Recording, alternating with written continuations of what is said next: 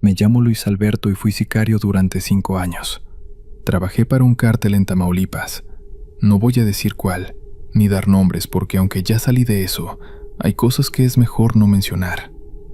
Dejé esa vida hace 2 años. Me fui lejos, cambié de nombre, empecé de cero. Ahora trabajo en construcción en otro estado. Vida honesta, tranquila, pero hay cosas de esos 5 años que no puedo olvidar.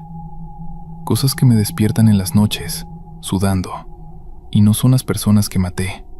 Eso lo puedo cargar. Son las otras cosas. Las cosas que vi y que no deberían existir. Entré a los 19 años. Mi primo ya estaba adentro. Me ofreció trabajo. Pagaban bien. Muy bien. Yo venía de una familia pobre, sin oportunidades. La opción era trabajar en el campo ganando 100 pesos al día o ganar 5,000 en una noche haciendo un trabajo. Escogí el dinero, así de simple. Mi primer trabajo fue como halcón, solo vigilar, reportar movimientos. Fácil. Después me fueron subiendo, cobrador, escolta y finalmente, ejecutor.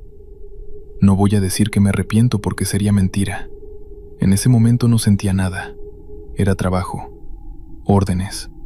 Las cumplías o te mataban a ti. Así funcionaba. Maté a mucha gente, rivales, soplones, gente que debía dinero, hombres, mujeres, no importaba. Órdenes son órdenes. Lo hacía rápido. Un balazo en la cabeza, limpio. Algunos de mis compañeros eran más crueles. Disfrutaban el sufrimiento. Yo no. Solo quería cobrar y salir. Lo raro empezó como al 3er año. Me mandaron con otros 2 a un trabajo. Teníamos que levantar a un tipo, un contador que estaba robando dinero del negocio. Sabíamos dónde vivía. Llegamos como a las 10 de la noche. Casa en las afueras, sola. Tocamos. El tipo abrió. Lo metimos a la casa a empujones. Lo amarramos a una silla. Mi compañero, el chato, empezó a interrogarlo. ¿Dónde está el dinero que te robaste? El tipo lloraba. Decía que no había robado nada, que era mentira. El chato no le creía. Empezó a golpearlo. Yo solo vigilaba. El otro, el flaco, revisaba la casa buscando el dinero. Esto duró como media hora. El tipo seguía negando. El chato se estaba enojando.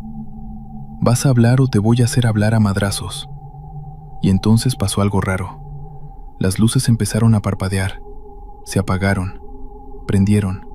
Se apagaron otra vez. «Pinche luz», dijo el chato. Sacó su linterna. Pero la casa no tenía solo un foco. Tenía varios. Y todos parpadeaban al mismo tiempo. Como si algo estuviera jugando con la electricidad. El flaco regresó de revisar los cuartos. No hay nadie más, solo él. Las luces se estabilizaron. El chato siguió con el interrogatorio. Pero ahora hacía más frío. Mucho frío. Podíamos ver nuestro aliento. ¿Tienes aire acondicionado?, le preguntó el chato al tipo. No, respondió entre sollozos. El chato y yo nos miramos. Algo no estaba bien. Y entonces escuchamos pasos. Arriba, en el 2.º piso. Pasos lentos, pesados. Alguien caminando. Dijiste que no había nadie. Le dije al flaco. No hay nadie. Revisé todo. Los pasos continuaron, bajando las escaleras, uno por uno. Podíamos contarlos. El chato apuntó su arma hacia las escaleras. ¿Quién anda ahí? Silencio. Los pasos se detuvieron. Voy a revisar, dijo el flaco. Subió las escaleras. Lo escuchamos caminar arriba, abrir puertas. No hay nadie, gritó desde arriba. Bajó. La casa está vacía, pero apenas bajó. Los pasos empezaron otra vez. Arriba, en el mismo lugar que acababa de revisar, el tipo amarrado empezó a rezar. Es él, es mi hermano, viene por mí. Le pregunté qué quería decir. Mi hermano murió aquí, hace 2 años, en esta casa.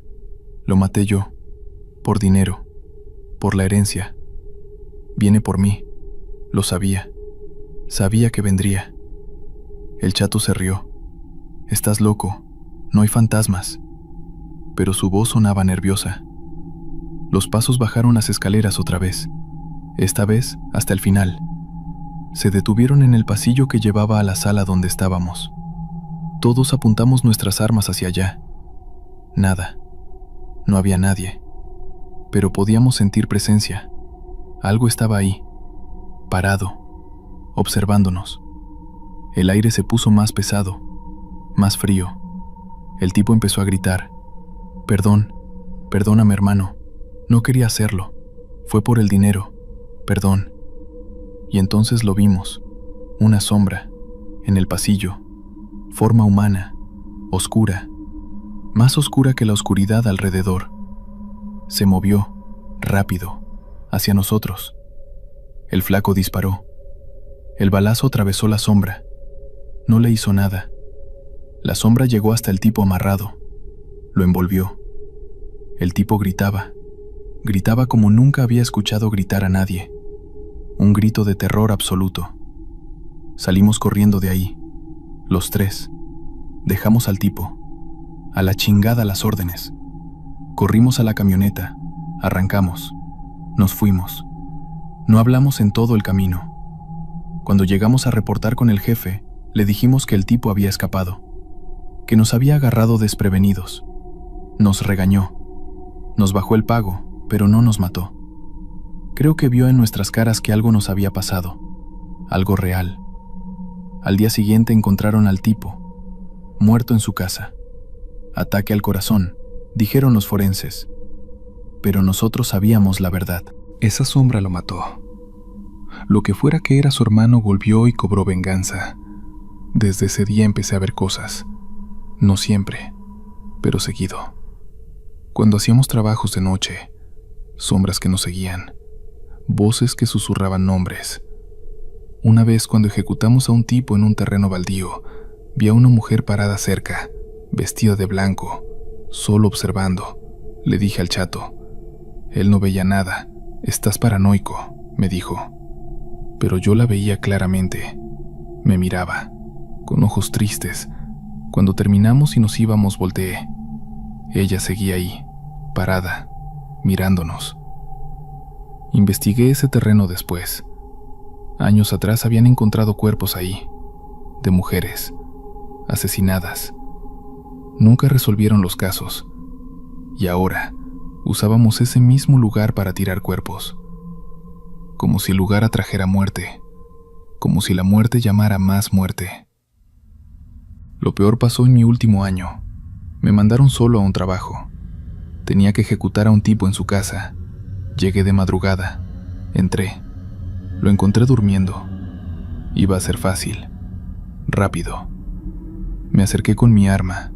Apunté a su cabeza. Y entonces sentí una mano en mi hombro. Una mano fría, helada. Me congelé. Volteé despacio. No había nadie. Pero la mano seguía ahí, presionando mi hombro. Una voz en mi oído. «No lo hagas». Grave, resonante. Me eché para atrás. La mano desapareció. El tipo despertó. Me vio. Gritó. Debí haberle disparado, pero no pude. Algo me detuvo. Esa voz, esa presencia.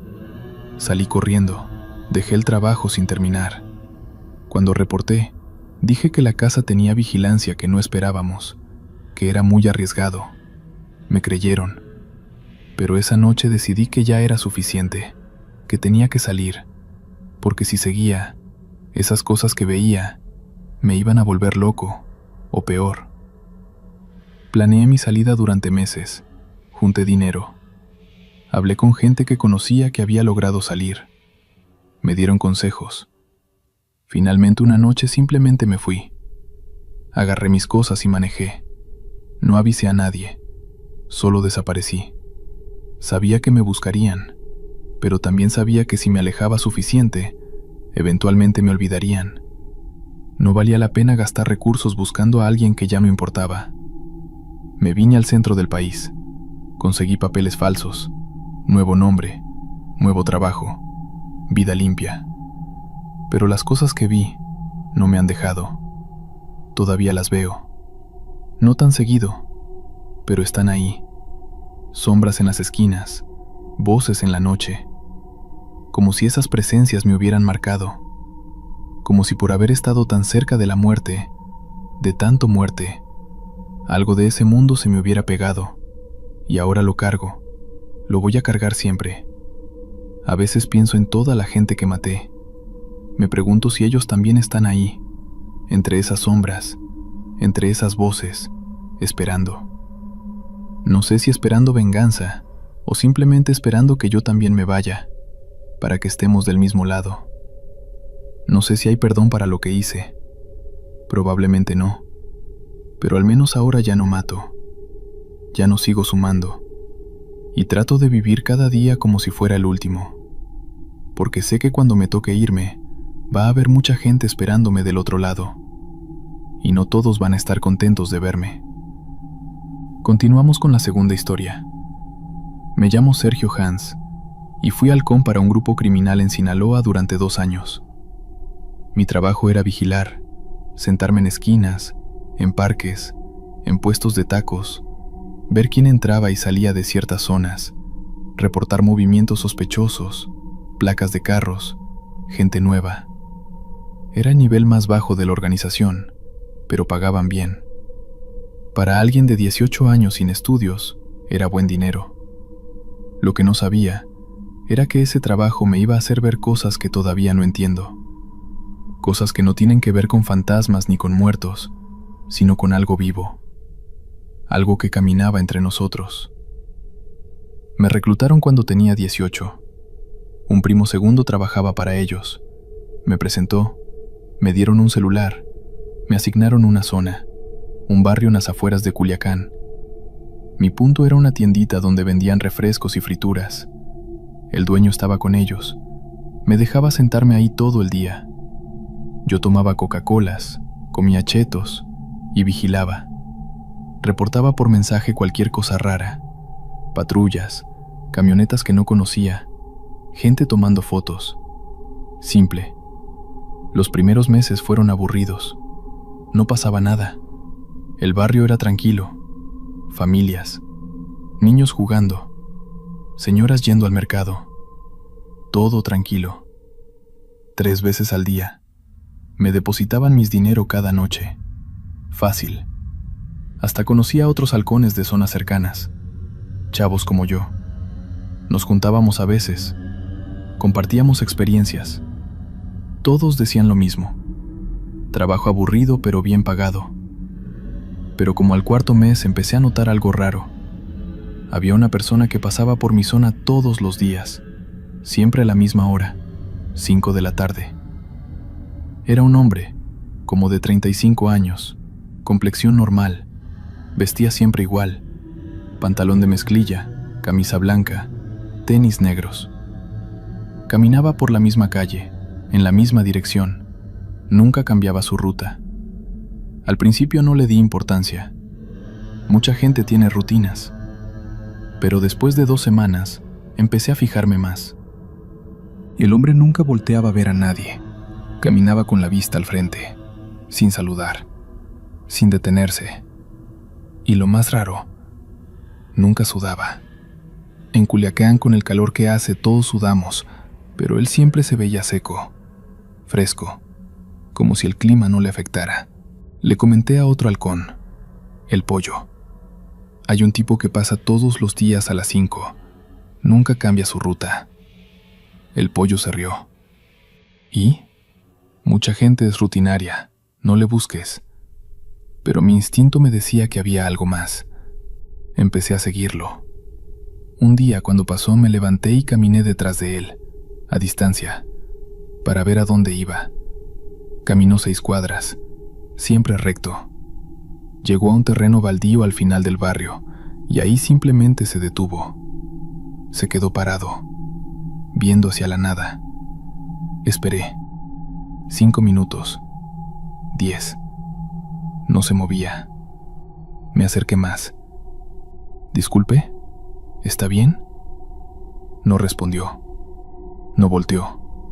Solo seguía parado, mirando hacia el terreno vacío. Me puse nervioso. Tal vez era sordo, o tenía algún problema mental. Me acerqué más. Puse mi mano en su hombro. «Señor», y entonces volteó. Su cara.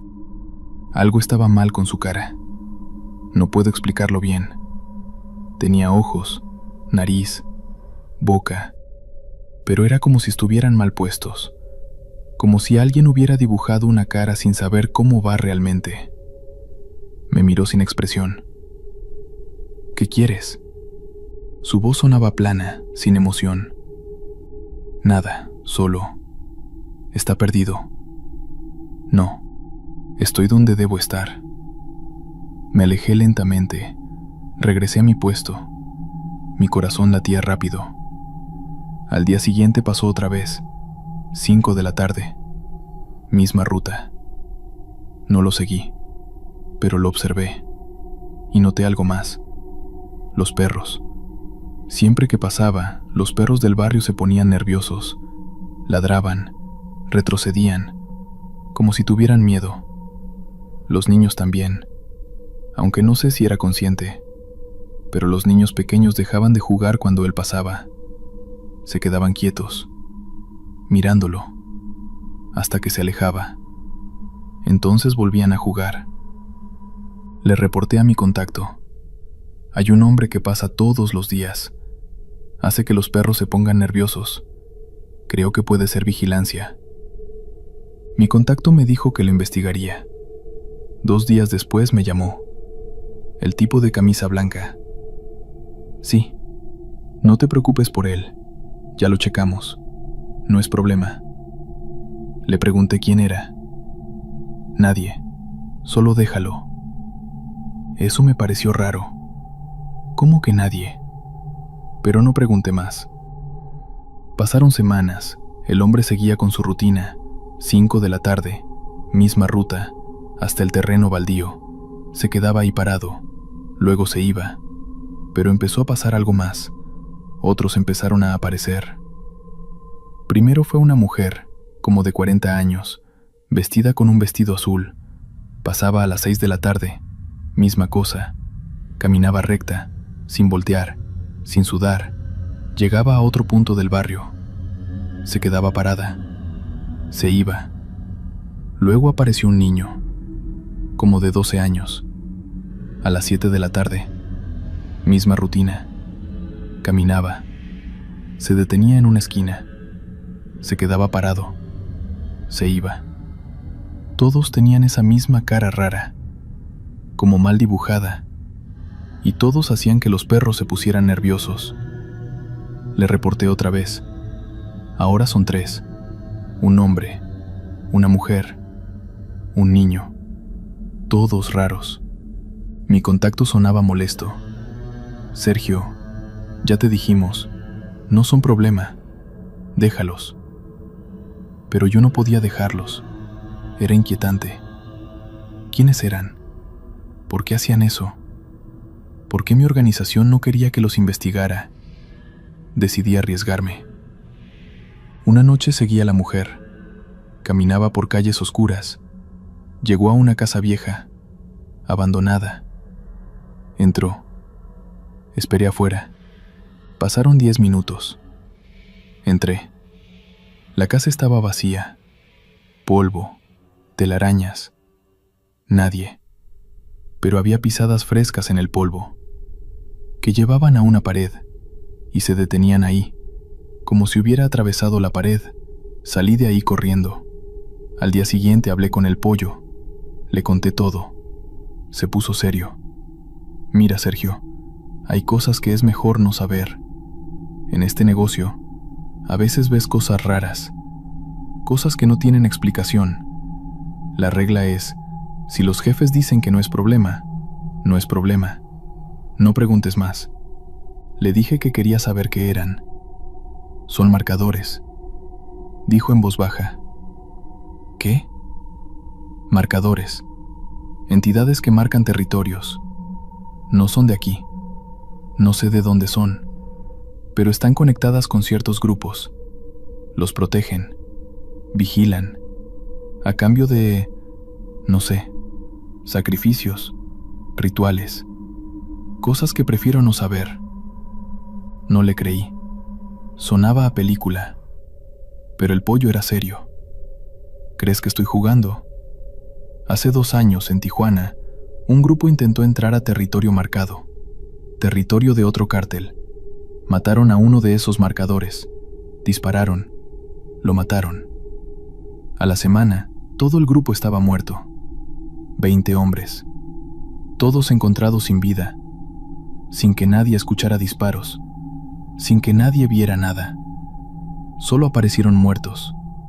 Los jefes saben. Por eso no nos meten con ellos. Me quedé callado. Si era verdad, entonces esas cosas que veía no eran personas. Eran algo más. Algo que mi organización usaba, o que los protegía. No sé cuál. Esa noche no pude dormir. Empecé a ver a los marcadores diferente, ya no como curiosidad, sino como amenaza, como señal de que estaba metido en algo mucho más profundo y oscuro de lo que pensaba. 2 semanas después me pasaron a otra zona, más cerca del centro, mejor pagada pero con más responsabilidad. Acepté. En mi nueva zona no había marcadores, al menos no que lloviera, pero había rumores. Otros halcones hablaban de cosas similares, gente que aparecía y desaparecía, que caminaba en círculos, que vigilaba sin ser humana, todos con instrucciones. No les hagas caso, no los sigas, no preguntes. Duré 6 meses más en ese trabajo, junté dinero y me salí. Le dije a mi contacto que mi familia se mudaba a otro estado, que me iba con ellos. Me dejaron ir. No era importante, era solo un halcón, reemplazable. Me fui a Guadalajara, conseguí trabajo en una bodega, vida normal, pero nunca olvidé a los marcadores, a esas cosas que caminaban entre nosotros, que parecían humanas pero no lo eran. A veces me pregunto cuántos hay, en cuántas ciudades, cuántos grupos los usan, y qué es lo que realmente son: demonios, entidades de otra dimensión, experimentos. No lo sé, y probablemente nunca lo sabré. Lo único que sé es que el narco no solo maneja drogas y armas, maneja cosas que no deberían existir, cosas que la gente normal nunca ve, porque están entrenadas para no ver, para ignorar, para seguir con sus vidas. Y tal vez es mejor así, porque una vez que las ves, una vez que sabes que están ahí, ya no puedes dejar de buscarlas, de preguntarte si esa persona que pasa todos los días es real, o si es uno de ellos, vigilando, marcando, esperando. Vamos con la tercera historia. Trabajo como guardia de seguridad en una plaza comercial del centro de la ciudad, turno nocturno, de 11 de la noche a 7 de la mañana. No es el mejor trabajo, pero es honesto y me alcanza para mantener a mi familia. Me llamo Arturo Ramírez, tengo 47 años y llevo 6 años en este trabajo. He visto de todo: indigentes tratando de dormir en los pasillos, parejas escondiéndose en los baños, algún intento de robo que otro. Pero hace 3 semanas pasó algo que todavía no logro entender del todo. Un hombre llegó pidiendo refugio. Estaba herido, asustado, y me suplicó que lo dejara esconderse. Me dijo que lo estaban siguiendo, que si lo encontraban lo iban a matar. Yo debí haber llamado a la policía inmediatamente, pero algo en sus ojos me hizo dudar, y esa decisión, ese momento de compasión, me metió en algo de lo que todavía estoy tratando de salir. Era martes, como a las 2 de la mañana. Hacía mi ronda habitual por los pasillos de la plaza. Todo estaba oscuro excepto por las luces de emergencia y algunos letreros que quedaban encendidos. Caminaba por el segundo piso cuando escuché algo. Un golpe. Venía de la puerta de emergencia del fondo, la que da a la escalera trasera. Me acerqué despacio. Otro golpe, más débil. ¿Quién está ahí? Silencio. Saqué mi radio. Central. Arturo. Hay alguien en la puerta trasera del segundo piso. Recibido. ¿Necesitas apoyo? Todavía no. Voy a revisar. Abrí la puerta con cuidado. Ahí estaba. Un hombre tirado en el rellano de las escaleras, como de 30 años. Camisa blanca manchada de sangre, pantalón de vestir, zapatos buenos. Respiraba con dificultad. «Ayúdame», susurró. Bajé junto a él. «¿Qué te pasó? ¿Te asaltaron?» El hombre negó con la cabeza. «Me están siguiendo. Me van a matar. Por favor, escóndeme. Solo por esta noche». Miré su herida.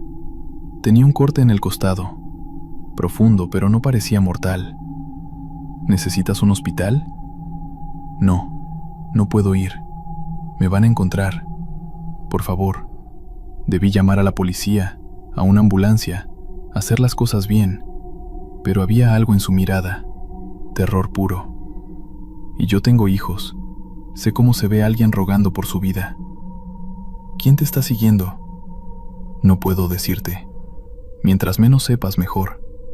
Solo déjame quedarme escondido hasta que amanezca. Luego me iré, te lo juro. Miré alrededor. La plaza estaba vacía. Mi compañero estaba en el primer piso. Nadie tenía que saberlo.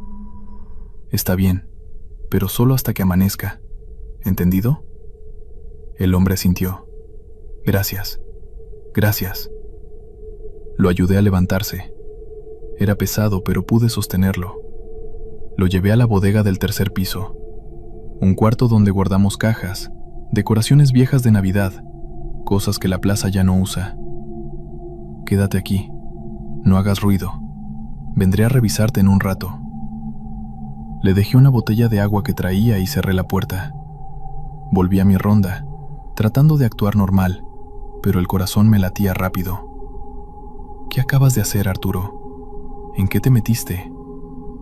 Como a las 3 de la mañana, mientras estaba en la estación de seguridad revisando las cámaras, llegó alguien a la puerta principal. 3 hombres, vestidos de negro, playeras, jeans, tenis. Uno de ellos tocó el vidrio. «Seguridad, abre». Mi compañero Jesús estaba conmigo. «¿Quiénes son?» «No sé. Ve a ver qué quieren. Yo me quedo aquí». Jesús caminó hacia la puerta. Yo observaba por las cámaras. Los hombres hablaron con Jesús. No podía escuchar qué decían, pero vi sus expresiones. Serias, amenazantes. Jesús regresó pálido. «Dicen que están buscando a alguien, un hombre herido, que probablemente entró aquí hace rato. Quieren revisar la plaza». Se me heló la sangre. «¿Qué les dijiste?» «Que aquí no ha entrado nadie, que tenemos las puertas cerradas, que no hemos visto nada». «¿Y qué dijeron ellos?» «Que de todas formas quieren revisar, que no se van hasta asegurarse». Miré las cámaras. Los 3 hombres seguían afuera. Uno de ellos hablaba por teléfono. Otro miraba hacia arriba, hacia las ventanas del segundo piso. «No podemos dejarlos entrar», dije. Jesús me miró confundido. «¿Por qué? Si no hay nadie, ¿qué importa?» No podía decirle. No podía meterlo en esto. «¿Por qué no tienen orden? No son policías. No tenemos por qué dejarlos pasar». Jesús dudó. «Arturo, esos tipos no se ven bien. Si nos negamos, pueden hacer algo peor». Tenía razón, pero tampoco podía entregarles al hombre. «Diles que llamaremos a la policía, que si quieren revisar, que vengan con una orden». Jesús volvió a la puerta, habló con ellos. Vi como uno se enojaba, golpeaba el vidrio, gritaba algo. Jesús retrocedió. Agarré el radio. Llamó a la policía. Jesús asintió. Marqué. Expliqué la situación. «Hay 3 hombres sospechosos afuera de la plaza. Se niegan a irse. Necesitamos una patrulla». «Recibido. Enviamos una unidad». 15 minutos. 15 minutos que se sintieron eternos.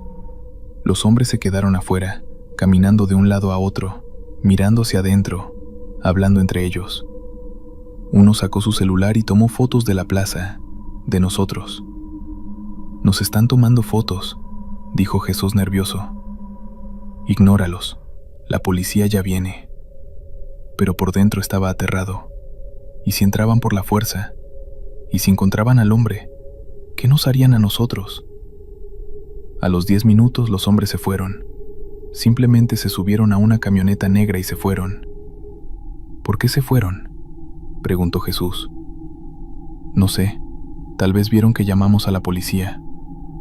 Pero yo sabía que no era eso. Se fueron porque no querían problemas con las autoridades, pero eso no significaba que no regresarían. Cuando llegó la patrulla ya no había nadie. Les explicamos lo que pasó. Tomaron nuestros datos. Si regresan, llamen inmediatamente», nos dijeron. Y se fueron. Jesús terminó su turno a las 5. Yo me quedé solo las últimas 2 horas. Subí a la bodega. El hombre seguía ahí. Se veía mejor. Había dejado de sangrar. «Vinieron a buscarte», le dije. El hombre cerró los ojos. «Lo sé. Siempre me encuentran. No importa dónde me esconda». «¿Quiénes son?». El hombre me miró. «Gente a la que le debo algo que no puedo pagar, y ahora quieren cobrarse de otra forma». «¿Qué les debes?». «Información. Trabajaba para ellos. Manejaba cuentas, números, movimientos. Vi cosas que no debía ver, y cuando quise salirme, me dijeron que nadie se sale, que o sigo trabajando o termino muerto». Sentí un nudo en el estómago. «¿Trabajabas para...?». No terminé la pregunta. El hombre asintió. «Sí, para ellos, para la gente que nadie quiere nombrar. Pero me cansé de ser parte de eso, así que junté evidencia, documentos, pruebas, y se los iba a entregar a las autoridades, pero me descubrieron antes, y ahora me quieren muerto antes de que hable». «¿Tienes las pruebas?». «Sí, en una memoria USB. La traigo conmigo». Sacó de su bolsillo una pequeña memoria. «Aquí está todo. Nombres, cuentas, operaciones. Suficiente para meter a muchos a la cárcel. Tienes que entregársela a alguien, a la policía, al Ministerio Público». El hombre rió amargamente. «¿A la policía? La mitad trabaja para ellos. ¿Al Ministerio Público? Igual, no confío en nadie. Por eso seguía huyendo, tratando de encontrar a alguien que realmente pudiera ayudarme». Me extendió la memoria. «Toma. Si algo me pasa, entrégala. A los medios, a algún periodista, a alguien que la haga pública. Es lo único que importa ahora». No quería tomarla. No quería ser parte de esto. Pero ya lo era. Desde el momento en que lo dejé entrar, agarré la memoria. «¿Y tú? ¿Qué vas a hacer?». «Voy a seguir corriendo. Es lo único que puedo hacer. Tal vez logre llegar a la frontera. Tal vez no. Pero al menos intenté hacer lo correcto». El hombre se levantó con dificultad. «Gracias por ayudarme. Ojalá no te traiga problemas». Salió por la puerta trasera. Lo vi bajar las escaleras y desaparecer en la calle todavía oscura. Los siguientes días fueron normales. No pasó nada. Pensé que tal vez todo había terminado, que el hombre había escapado, que los que lo buscaban se habían rendido. Hasta que el domingo, mientras veía las noticias, apareció su foto. Hombre encontrado muerto en las afueras de la ciudad, aparentemente víctima de ejecución. Lo habían encontrado. Lo habían matado. Y yo tenía la memoria con la evidencia que murió protegiendo. Durante una semana, no supe qué hacer. La guardé escondida. No se la mostré a nadie. Tenía miedo. Miedo de que si la entregaba, me pasara lo mismo que a él. Pero también sabía que no podía simplemente ignorarla. El hombre había muerto intentando hacer lo correcto.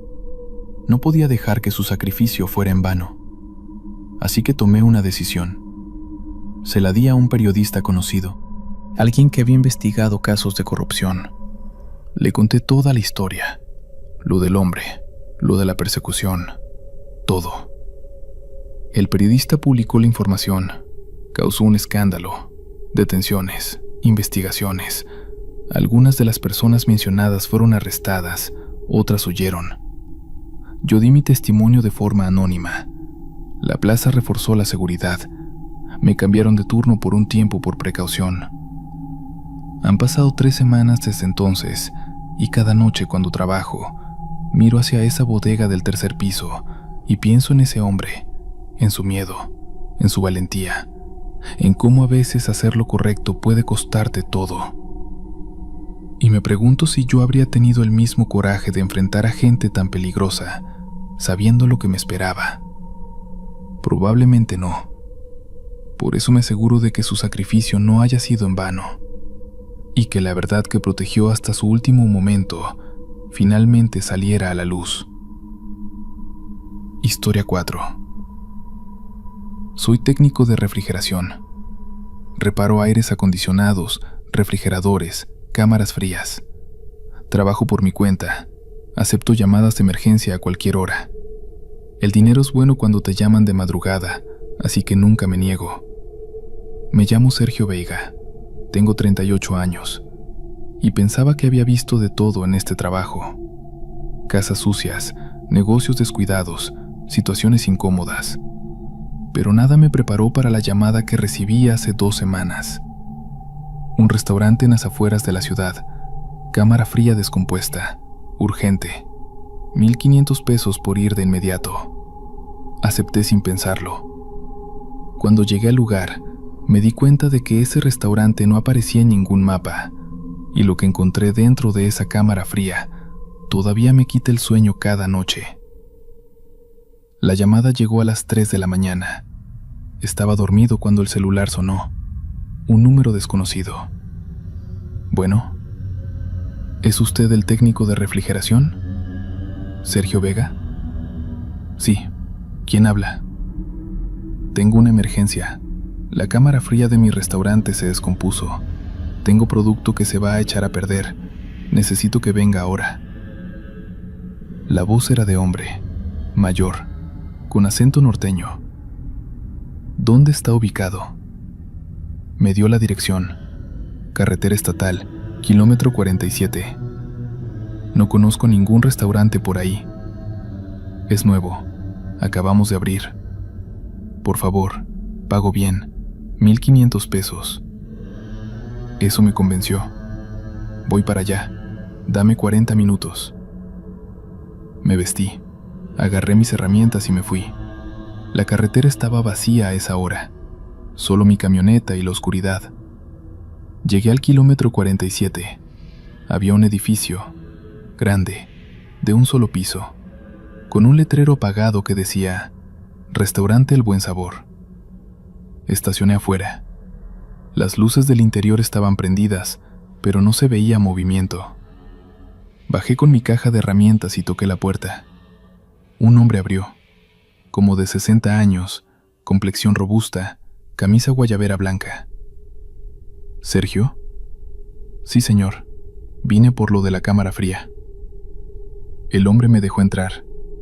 El restaurante olía raro, no a comida, a algo químico, como cloro mezclado con algo dulzón que no pude identificar. Por aquí, me llevó hacia la parte trasera, hacia la cocina. Era grande, con estufas industriales, mesas de acero, refrigeradores, todo muy limpio, demasiado limpio, como si acabaran de desinfectar todo. Aquí está la cámara. Señaló una puerta gruesa de metal, la típica puerta de cámara fría. ¿Qué tiene? No enfría. La temperatura subió, y tengo mucho producto adentro que se va a perder si no lo arreglas rápido. Me acerqué a la puerta. Revisé el termostato externo. Marcaba 15 grados, demasiado para una cámara que debería estar a 4 grados. ¿Desde cuándo empezó a fallar? Hace como 3 horas. Estaba bien, y de repente dejó de enfriar. Voy a revisarla. ¿Puedo entrar? El hombre dudó un momento. Sí, pero ten cuidado. Hay cajas apiladas. No vayas a tirar nada. Abrió la puerta. El aire que salió no estaba frío, estaba tibio. Y ese olor dulzón se hizo más fuerte. Entré con mi linterna. La cámara era grande, como de 6 metros de largo por 4 de ancho. Había cajas apiladas contra las paredes, cajas de cartón grandes, selladas con cinta. ¿Qué guardan aquí? Carne, puerco, res, para el restaurante, pero el olor no era de carne refrigerada, era otra cosa. Caminé hacia el fondo donde estaba el compresor interno. Necesitaba revisar si el problema era eléctrico o mecánico. Mientras caminaba, noté algo raro. Manchas en el piso. Manchas oscuras, como de líquido seco. Seguían un patrón, como si algo hubiera sido arrastrado. Me agaché a mirar mejor con la linterna. No era agua, era más espeso, más oscuro. ¿Todo bien ahí adentro?, gritó el hombre desde afuera. Sí, estoy revisando. Llegué al compresor. Estaba apagado, completamente apagado. Revisé los cables, desconectados. Alguien los había desconectado manualmente. Qué raro. ¿Por qué desconectarían esto? Los volví a conectar. El compresor arrancó inmediatamente. Empezó a hacer ruido, a enfriar. Listo, ya está funcionando. Alguien lo había desconectado. Me giré para salir, y entonces lo vi. Una de las cajas tenía la cinta rota, y por la abertura salía algo que parecía tela manchada. Me acerqué despacio, agarré la orilla de la tela y jalé un poco. Era una camisa de hombre, manchada de sangre seca. El corazón empezó a latirme más rápido. No puede ser. Jalé más. La camisa salió, y con ella un olor horrible, a carne podrida, a muerte. ¿Ya terminaste? La voz del hombre sonaba más cerca. Estaba en la puerta de la cámara. Solté la camisa. Sí, ya está. El cable estaba desconectado. Caminé hacia la salida tratando de actuar normal, pero las piernas me temblaban. El hombre me miraba con una expresión que no había tenido antes. Seria, calculadora. ¿Viste algo más? No, solo el compresor. Ya está funcionando bien. Qué bueno. Cerró la puerta de la cámara. Me quedé afuera con él. ¿Me puede pagar? Tengo otro servicio después. Mentí. Solo quería salir de ahí. El hombre sacó su cartera. Contó 1,500 pesos. Me los dio. Gracias por venir tan rápido. Agarré el dinero. De nada.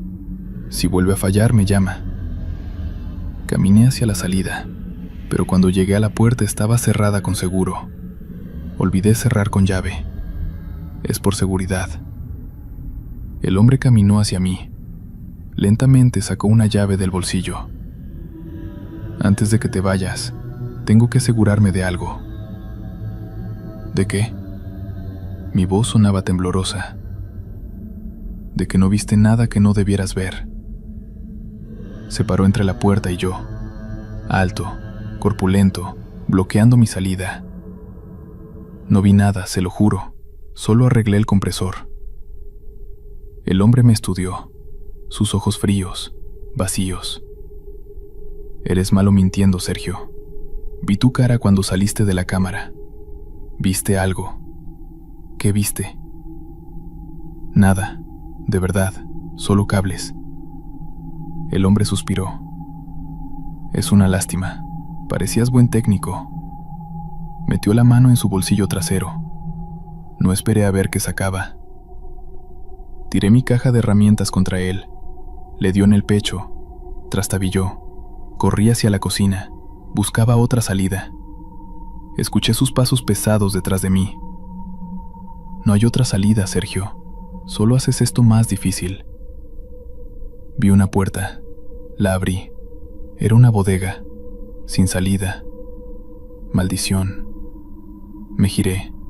El hombre estaba ahí, con un cuchillo en la mano, un cuchillo de carnicero, grande, afilado. No quería hacer esto, pero no puedes irte sabiendo lo que sabes. Retrocedí hasta que mi espalda tocó la pared. No sé nada, no diré nada, solo déjeme ir. No puedo arriesgarme, demasiado está en juego. No sé. Se acercó. Levanté las manos. Por favor, tengo familia, hijos. El hombre se detuvo. Yo también tenía familia, antes de que este negocio me consumiera, pero ya es muy tarde para arrepentimientos. Vi una lata de aceite en un estante junto a mí. La agarré y se la aventé a la cara. Le dio en los ojos. Gritó. Aproveché y corrí. Pasé junto a él, empujándolo. Cayó. Corrí hacia la entrada. La puerta seguía cerrada. Busqué algo para romper el vidrio. Una silla. La agarré y la estrellé contra la ventana. Se rompió. Empecé a salir por ahí. Sentí una mano agarrarme del tobillo. No te vas a ir. Me jalaba de regreso. Pateé con la otra pierna. Le di en la cara. Soltó. Terminé de salir. Corrí hacia mi camioneta. Abrí la puerta. Arranqué. El hombre salió del restaurante, corriendo hacia mí, con el cuchillo todavía en la mano. Aceleré. Las llantas chirriaron. Salí de ahí a toda velocidad. Miré por el retrovisor. El hombre se quedó parado en medio de la carretera. Viéndome alejar, bajo la luz de mi camioneta alcancé a ver su expresión. No era de enojo, era de resignación, como si supiera que esto iba a pasar eventualmente. Manejé directo a la estación de policía más cercana. Les conté todo. Lo de la llamada, el restaurante, la cámara fría, las cajas, la camisa, el ataque. Mandaron patrullas inmediatamente. Fui con ellos para mostrarles el lugar. Cuando llegamos, el restaurante estaba vacío, completamente vacío. No había muebles, no había equipo, no había cámara fría. Solo un edificio abandonado. Polvo, telarañas, como si nadie hubiera estado ahí en años. Aquí no hay nada, dijo uno de los policías. Pero yo estuve aquí hace una hora. Todo estaba aquí. La cocina, la cámara, todo. Los policías revisaron el lugar. Encontraron las marcas de mi camioneta afuera, el vidrio roto de la ventana por donde escapé. Eso probaba que alguien había estado ahí, pero nada más. Tomaron mi declaración. Me dijeron que investigarían, pero en sus caras vi que no me creían del todo. Volví a mi casa temblando. No dormí el resto de la noche. Al día siguiente revisé el dinero que me había dado. Los billetes eran reales, viejos, arrugados, pero reales. Eso había pasado.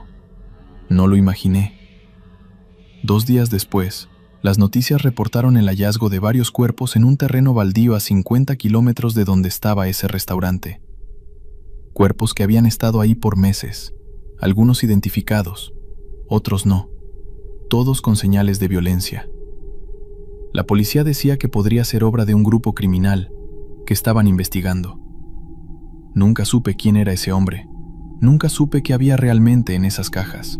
Y aunque parte de mí quiere creer que todo fue una pesadilla, sé que no lo fue. Porque todavía tengo los 1,500 pesos. Todavía tengo las marcas en mi tobillo donde me agarró.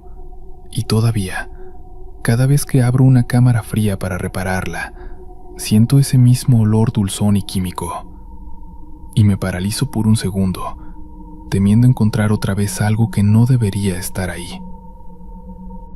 Continuamos.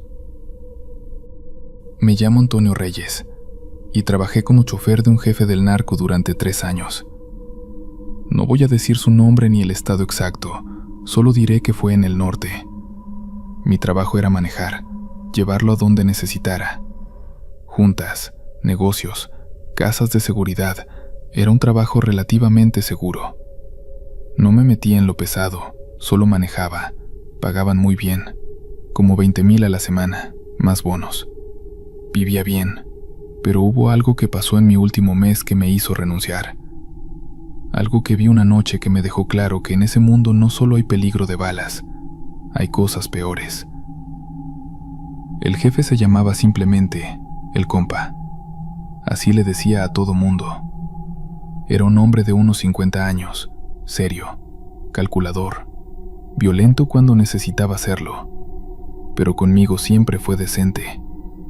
Sabía que yo solo era el chofer, que no me metía en nada. Me respetaba eso. Yo manejaba una Suburban blindada, negra, vidrios polarizados. El compa siempre iba atrás, yo adelante.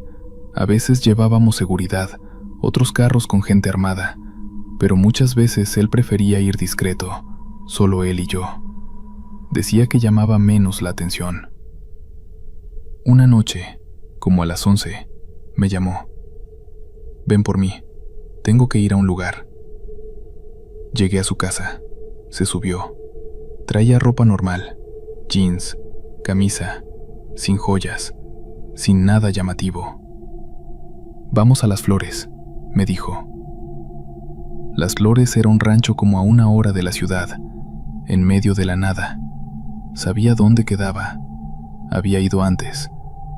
Ahí tenían un lugar donde guardaban mercancía, drogas, armas, lo que fuera. Arranqué. Salimos de la ciudad. El camino era carretera pavimentada pero oscura, sin luces, solo mis faros. El compa iba callado atrás, viendo su celular. Como a la media hora me habló.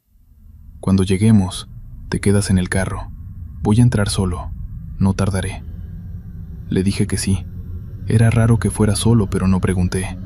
No era mi lugar preguntar. Llegamos al rancho. Era una casa grande, con bardas altas, portón de metal. Toqué el claxon, el portón se abrió. Entré. Había otros 2 carros estacionados, camionetas. Apagué el motor. El compa bajó. Quédate aquí. Si pasa algo, arrancas y te vas. No me esperes. Eso sí fue raro. Nunca me había dicho eso. ¿Está todo bien, jefe? Sí, solo precaución. Entró a la casa. Yo me quedé en la Suburban. Prendí el radio bajito. Esperé. Pasaron como 20 minutos, todo tranquilo, y entonces escuché un grito. Venía de la casa, un grito de hombre, fuerte, de dolor. Se me erizó la piel. Otro grito, luego disparos. 3, 4 disparos. Mi instinto fue arrancar el carro, pero el compa estaba adentro. La puerta de la casa se abrió. Salió corriendo un hombre. No era el compa. Era alguien más. Traía una pistola. Corrió hacia una de las camionetas. Arrancó. Salió derrapando por el portón. Yo no sabía qué hacer. Esperé. Silencio. Nadie más salía. Chingada madre. Bajé de la Suburban. Saqué mi pistola, la que siempre cargaba por seguridad. Caminé hacia la casa. La puerta estaba abierta. «Jefe», grité. Nada. Entré. El interior estaba oscuro, solo una luz en el pasillo. Caminé despacio. Llegué a una sala grande. Había 2 cuerpos en el piso. Hombres, muertos. Ninguno era el compa. Seguí. Pasillo largo. Más cuartos. En uno de ellos encontré al compa. Estaba parado, viendo hacia abajo. A otro cuerpo. Un hombre mayor, también muerto. «Jefe, ¿está bien?» Más cuarto. Se volteó. Su cara estaba pálida. «Sí, vámonos. Ya». Salimos rápido. Nos subimos a la Suburban. Arranqué. Salí del rancho. El compa no decía nada. Solo miraba por la ventana. Como a los 10 minutos de camino, habló. Ese hombre era mi compadre, mi socio de hace 20 años. Me estaba traicionando, vendiendo información. Tenía que encargarse. Le dije que entendía. Seguimos en silencio. Pero entonces pasó algo extraño. El carro empezó a jalonear, como si se fuera a apagar. Revisé el tablero. Todo normal. Gasolina llena. Nada raro. Pero seguía jaloneando. ¿Qué pasa?, preguntó el compa. No sé, jefe. El carro está fallando. Me hice a un lado de la carretera. Apagué y volví a encender. Arrancó normal. Debe ser algo eléctrico, pero podemos llegar. Seguí manejando, pero el aire en el carro se sentía pesado, frío. El compa también lo notó. ¿Prendiste el aire? No, jefe.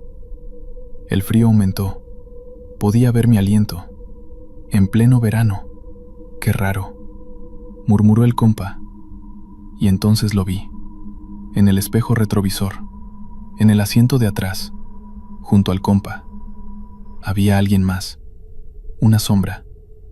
Una figura oscura, sentada ahí.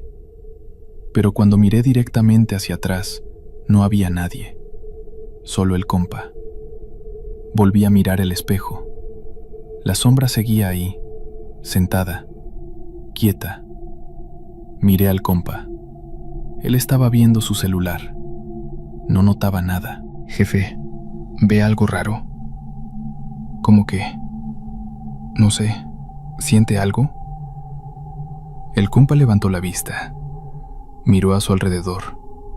No, ¿por qué? No le dije. Sonaba a locura. Seguí manejando. Pero en el espejo, la sombra se movió.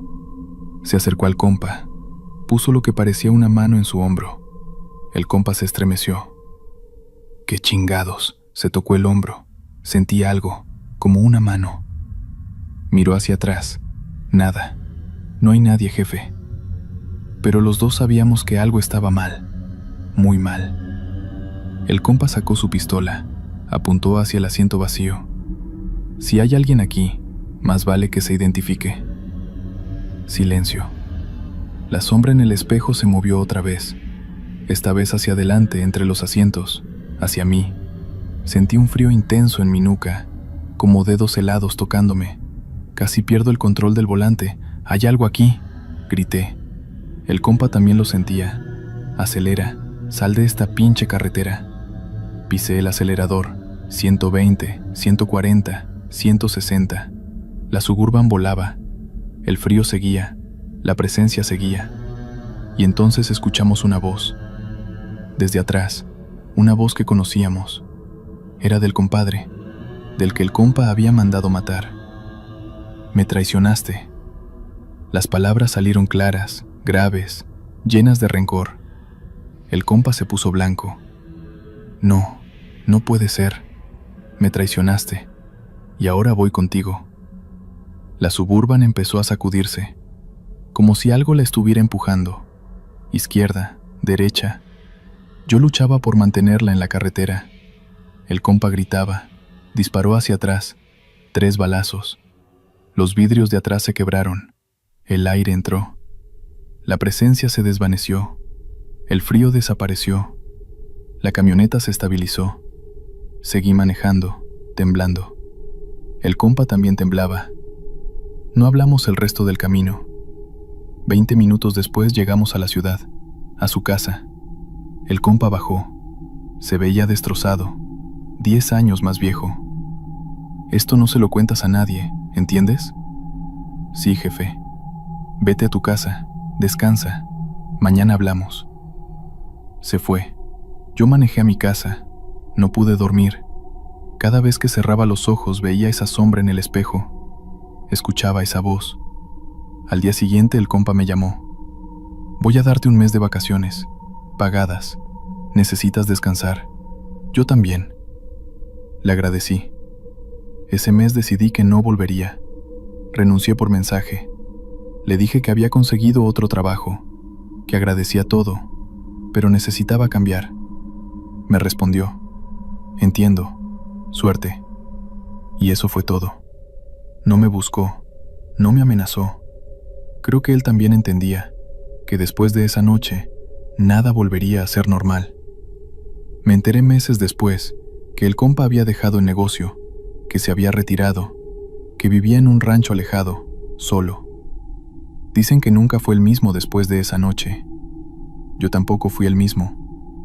Ahora trabajo en una empresa de logística, manejo trailers, vida normal, legal, pero hay noches, cuando manejo solo en carreteras oscuras, que miro el espejo retrovisor y me da miedo ver algo ahí, algo que no debería estar, porque aprendí que en ese mundo los muertos no se van tranquilos, no cuando los matan traicionados, no cuando mueren con rencor, se quedan, esperando, buscando venganza, y no importa qué tan blindado esté tu carro o qué tan armado vayas, no hay protección contra eso.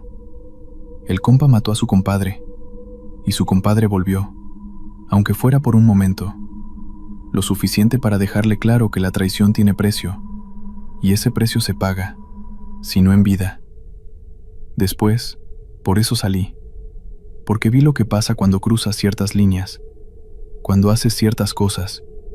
No solo la ley te persigue, hay algo más, algo que no se puede sobornar, que no se puede matar, que solo espera hasta que llegue tu momento, y entonces cobra, de maneras que nunca imaginaste. Gracias por escuchar Relatos en la Oscuridad. Estos fueron los relatos. Suscríbete, deja un like y dime si te gustaron las historias de hoy. Hasta la próxima.